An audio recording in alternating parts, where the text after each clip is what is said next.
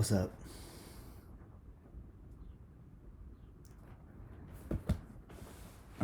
Bro, I done restarted this like 3 times. First, the sound wasn't recording. Then it was telling me like it couldn't even record no more. So I had to like delete some things. I don't know if that was a problem, but it started working after that. And then I was going in, like, I wasn't going like, I was talking for like 7 minutes, and then it just cut off by itself. Like, damn. So I went and emptied the bin on my computer and all that. So, yeah. Let's try reading practice number 3.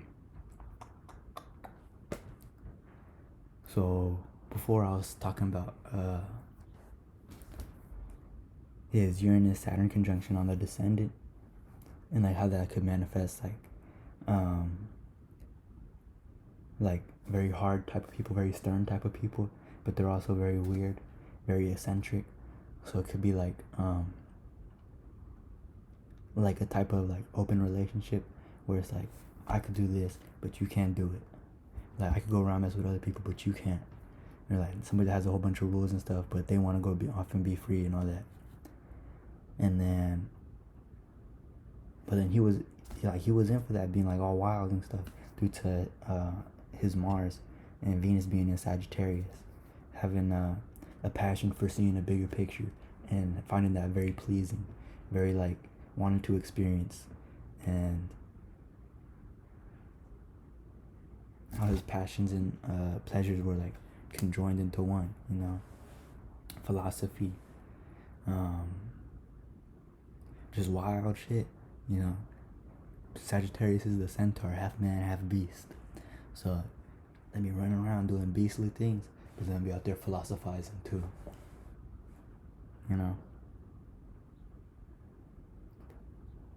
And then opposite that, with the Pluto-Neptune conjunction in Gemini, he could have been stuck and lost in type of like information, like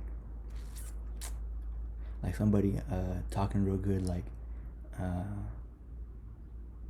rocking him to sleep and whatever, like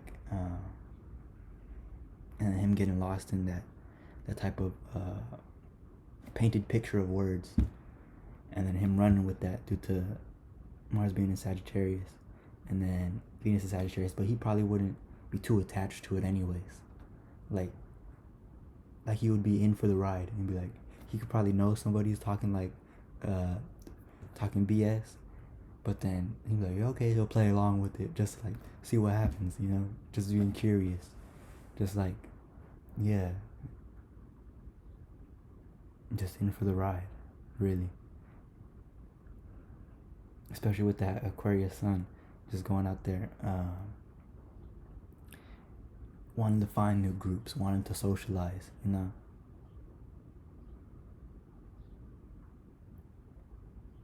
with that Aries moon, that internal drive of like competitiveness and competitiveness, passion, and like having like he might have been like desire ruled. Like, as soon as he felt like pulled to something, he's like, it's like type energy. Like, he's like, I gotta do this. Oh, I gotta do that. Oh, what's that over there? I gotta go do that. Oh, is that over there? I gotta go do that. Like that type. Damn. But it probably didn't play out like that though. It was probably more like, I don't know, like structured in a way, like maybe he was like impulsive like that on the inside, but then he played it very like, maybe like aloof or something. Like, you couldn't know he was like feeling like that unless he wanted to portray that. Oh, that's what I was talking about earlier too, like him learning about with Jupiter on his IC opposite his midheaven and sun, like his caretakers, parents, whoever, like taught him about like self-expression in a way. Maybe not like sit down conversation, like taught him like with like a chart or something, like, oh, you do this, this, and this, and this, like to get this type of whatever. Like, it wasn't like that. It's just like through the way that they were, through the way that they acted. Like he learned like if you act a certain way, like you get like a certain type of response or whatever. Damn, that actually kind of correlates too with that Saturn and Scorpio. So him having to learn how to like, damn, Saturn and Scorpio. Having to learn like how to structure a type of like, structure a type of mask, I guess you could say. Structure a type of like, aloofness, like when aloofness when in a relationship. Huh. What does that mean though? Saturn and Scorpio opposite Taurus ascendant. So he found like, so with the Taurus ascendant, it's like him picking up on and him noticing things and him just naturally showing that he likes things of like material value, things of like, you know, like some good drinks or some good foods, some like he's probably like had some clean ass shoes, you know, had like the coolest pants, you know, that type of thing. And also just being very drawn to like security and like financial material wise as well, like I was just talking about. Just being like who was it? I think Peace Dealer said like a good word for Taurus is regal, like royalty type. And I kind of see that like walking around with like the chest poked out and everything, you know, Taurus type. Like I have this, you know. Huh.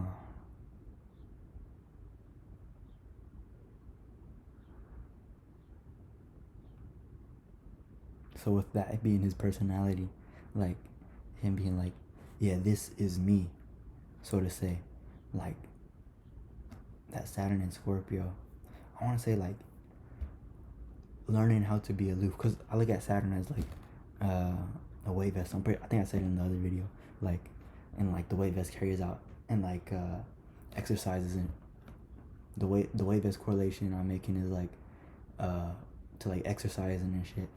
So like you put on the weight vest so like you could like train harder, you know, have more resistance on you, so in order to get stronger, you know, putting an inhibition on you in order to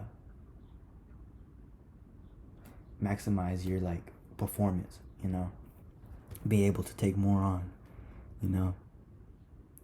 You could look at like Goku with the weighted clothes on, or like how Vegeta was doing push-ups, and I forget what that spaceship is called, but like he was in that one like chamber thing where like they could make the gravity go like times like however many like they could put, and he was right there doing push-ups like times 100 gravity, whatever. That's Saturn.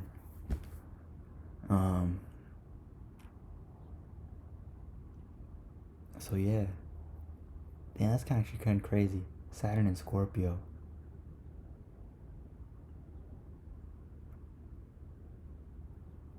I wonder if that could play out as a restriction on privacy, you know, and learning how to construct a more private life. Huh. That's interesting. And the Uranus conjunct Saturn, bro. He might have been like, you know, we established he's like a wild dude that's like in it for like the ride, just like for the vision. Like then he might be like on to the next. You know what I mean? And then if this is, I don't know if they have his right birth time, but like if the Mars Venus is in the 8th house, that like that has something to the chart, like a depth to it. You know what I mean? It adds to that Taurus Scorpio axis, with it being like him learning how to construct that type of like, I keep saying mask, I want to say like behind the scenes type thing, like that type of like not letting somebody know like what's going on like behind the scenes type. But then yeah, the dude was in it for a ride if like that moon is in the 11th. you know, him being comfortable with associating, him being comfortable with him being comfortable with associating, just being like out in the public, being comfortable with like being weird, especially with that sun in Aquarius. I don't know why I couldn't think of that, what that planet was. Damn, I was gonna say something before I went off on that thing about the house. I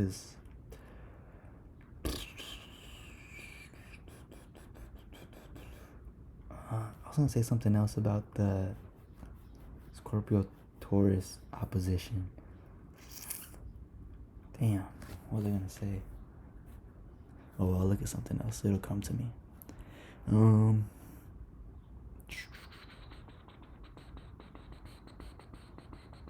Oh yeah, I think it was about the Saturn squaring Jupiter.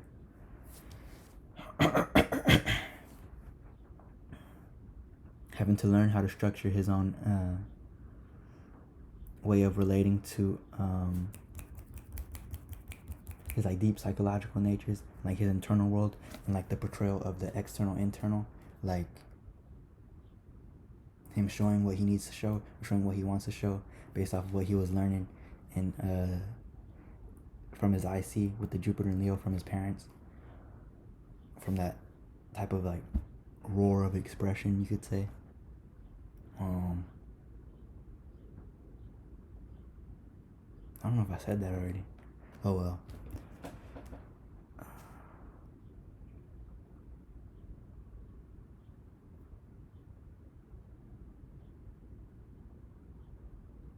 Learning how to build intimacy off of his exuberant experiences. Like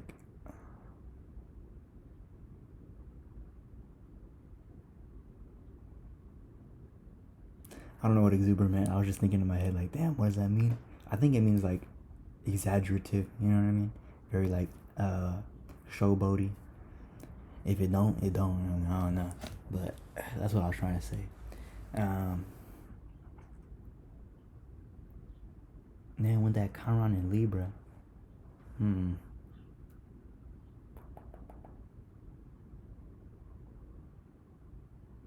Wounds on dealing with balancing. Like, excuse me. I'm balancing relationships. That looks like it falls in the 6th house. Yeah, it would. Taurus ascendant. Okay, so.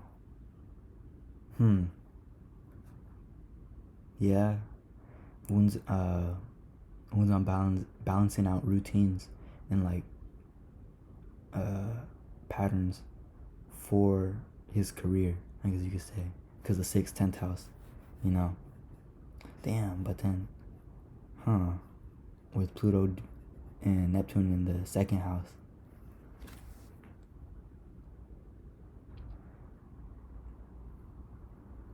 It's an interesting trine. Pluto and Neptune trine Chiron. Grand trine with Chiron and Libra, and then his Mercury in Aquarius and his Sun in Aquarius. It's not like I don't think it would be exact based upon degrees. But I mean, yeah, cause what do they use for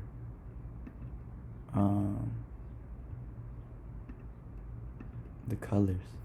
I don't say the colors. I don't know the colors off the top of my head. Damn, how I come back?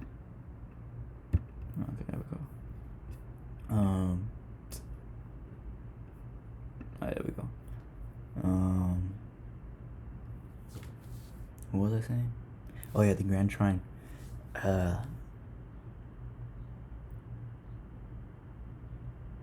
Valuing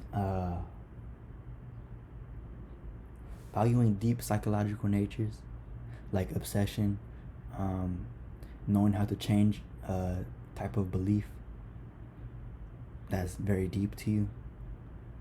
And then with that conjoining Neptune, it's like transformation of dreams, transformation of beliefs, you know, and transformation on beliefs of communication. Saw that happen in Gemini. So it very much could be like getting out of false information, false delusion, that type of energy. Damn, what was going on in 1896, bro? I think that holds true with Chiron being in Libra, you know.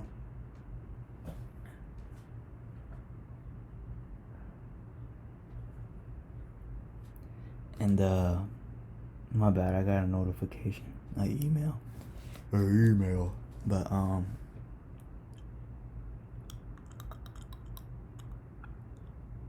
with Chiron being in Libra, like that balancing of I was talking about the houses 2, 6, 10.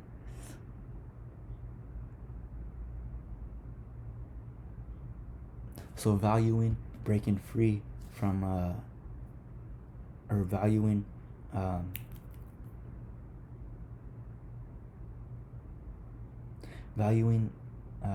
taking your own power when it comes to communication and information. So being able to decipher like what is true, what is not true, basically. And then the wounding comes in from the 6th house in Libra, as in like knowing how to implement that information into the daily routine. So coming into knowledge on the 2nd house. Hello. What do you want for your birthday dinner? I don't know. You don't know? No. We'll think about it and let me know. All right. Okay. Thank you.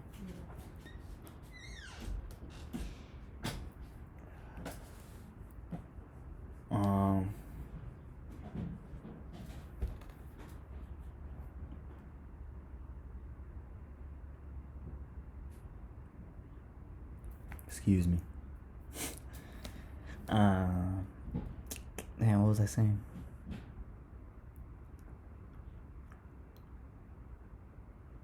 Oh yeah, valuing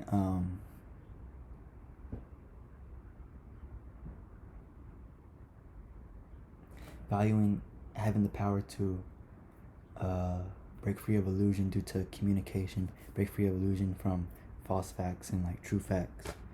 I guess false facts ain't real, but and then from that learning process, knowing how to implement that into a daily type of routine, having woundings around knowing that what he's been doing has been wrong, I guess you could say, or like wrong for him, or like not conducive to what he wants to do in the 10th house in the IC, the MC, build a type of structure, type of solidified status of innovation and practicality and something that could stand the test of time, building something like that, you know.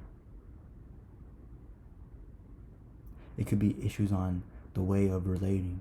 I was talking about the Chiron and Libra.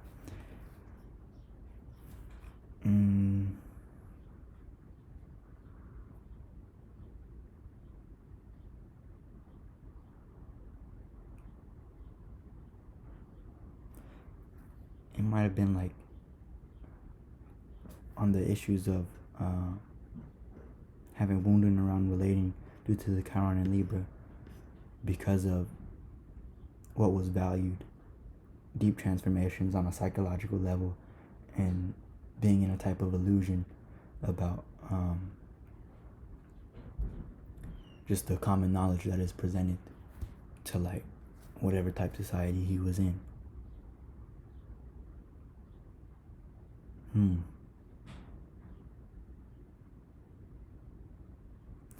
then his Mars and Venus and Sagittarius is breaking free from that, going deep within the psyche to learn about like just being wild. Damn, that's kind of cool. He has Sagittarius in the 8th. You know, going to being able to shoot his arrow far in a psychic type of way. Damn, that's cool, bro. Oh, and then with his Mars and Venus energy sextiling his Chiron and Libra, through that exploration of his own psyche, and probably of just like going through experiences of relating with other people and like exploring like deep connections with other people and exploring that gave him the type of fuel to heal himself, with Chiron being in Libra in the 6th with that sextile happening. Damn, that's kind of cool, bro. And then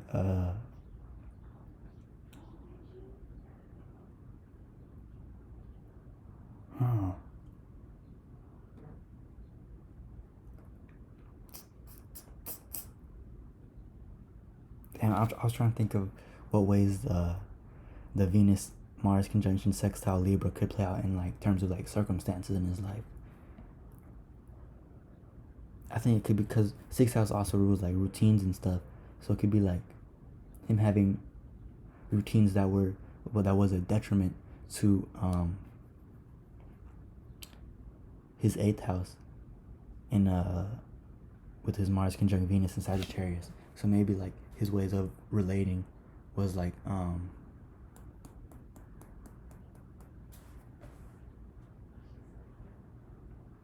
could have put him in cages or something, where he couldn't explore his 8th house.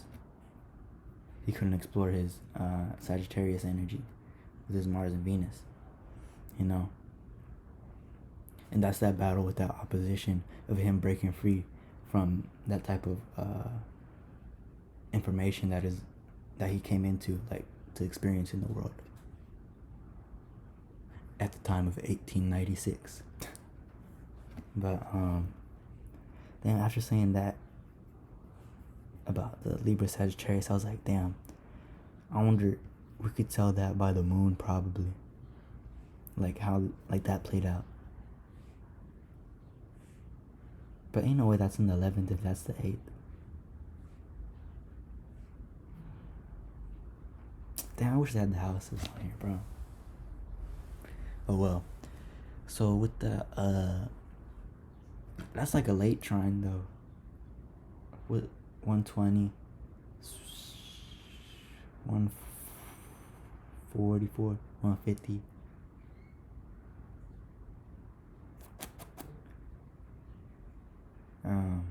Yeah, I don't know the actual degrees numbers, but that's not like a trine based on degree. So it might be like a biquintile or king tunks playing out that karma energies between excuse me, the moon in Aries and Mars in Sagittarius. Oh, actually, no, cause they say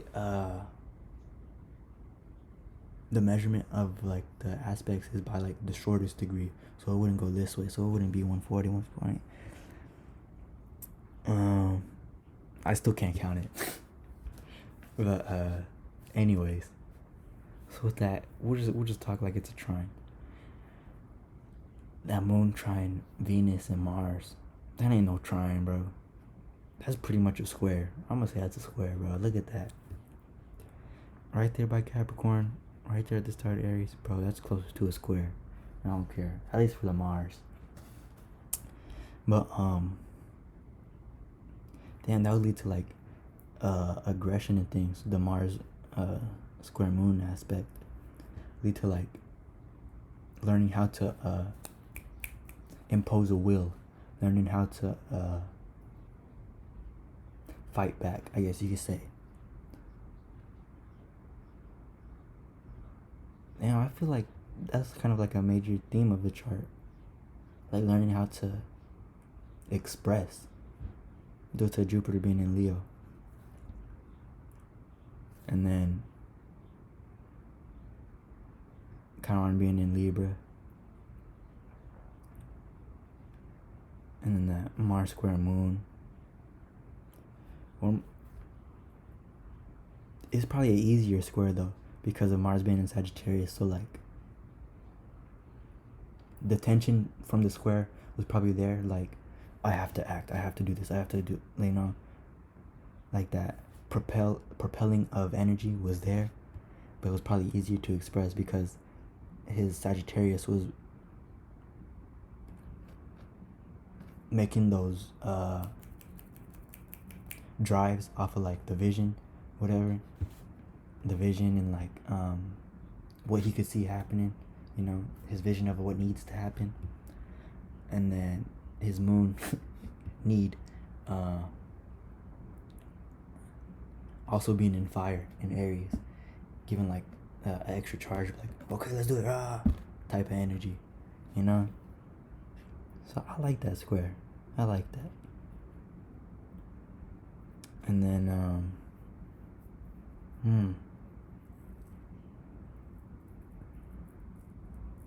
he might have been an actor with that sun on the MC. I guess that could be anything though. But I was just saying, cause like the I was talking about, it's like learning how to express. I guess you could say learning how to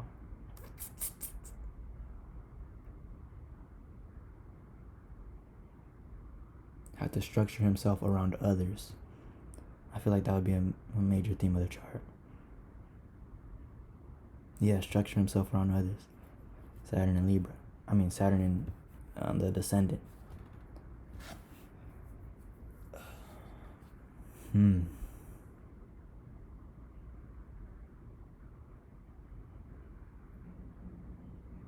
Damn, and then North Node square his Venus.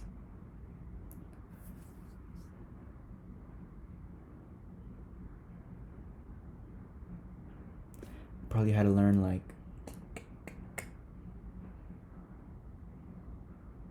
how to bring his like wild type experiences with him being a freedom loving person due to Mars being in Sagittarius and Venus, and then all his Aquarius energies, and then him breaking free from like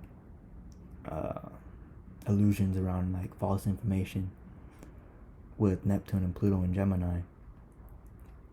Damn, what was I gonna say? Oh yeah, and like learning all that type of stuff, and then his ways of relating with Chiron being added into that mix. Him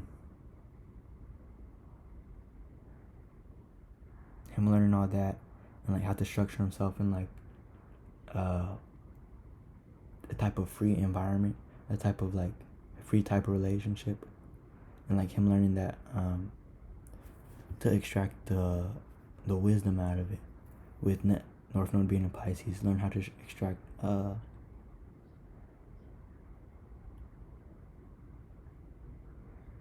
learn how to extract and construct a type of like belief system or a type of spiritual system that will allow him to experience like his type of free type of life, you know, that he very much so wants to experience. Like the type of oh, that's cool, the type of belief system that would take him where he wanted to go, and like being able to share that with others. So North Node being in like around the 11th, I guess you could say. Damn. Very much so showing how to like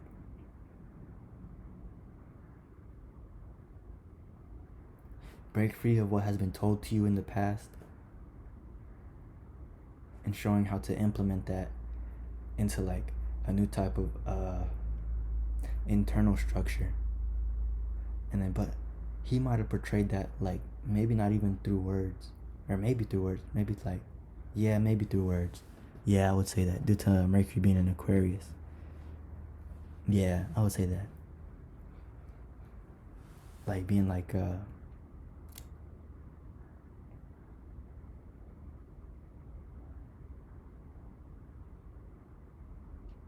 maybe not like him saying like, okay, you do this, this, and this in order for you to like break out of type of psychological whatever like junk you're in that you found yourself into in order to like experience what you need. But it's more so like him like just portraying art that would be like thought provoking, and like people would like look at it and be like, wow, like he did that, like I think I could like that, like him like being himself and like portraying his art in whatever way he did that, like portraying his type of like inner world, his spirituality, his 12th house, Pisces North Node, with like him doing that, like would connect to people, would make people be like want to like look at themselves in a type of way. Maybe. Yeah, I think that. That's one way that could play out. Damn. This is a cool ass chart. I want to look him up, to be honest. Yeah. George Burns. Let's see who this dude was. George Burns. Oh, he was a comedian. American comedian, actor, writer, singer. One of the few entertainers whose career spanned vaudeville. His arched eyebrow and cigar smoke punctuation became familiar trademarks for over 3 quarters of a century. See, bro, that's that Aquarius being weird, bro. I mean, I guess it ain't weird. It's just like a, just being that silly type of figure. Yeah, that's a cool ass chart, bro. Damn, where'd I go?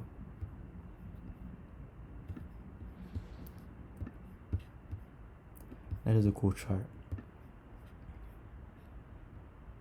That was fun.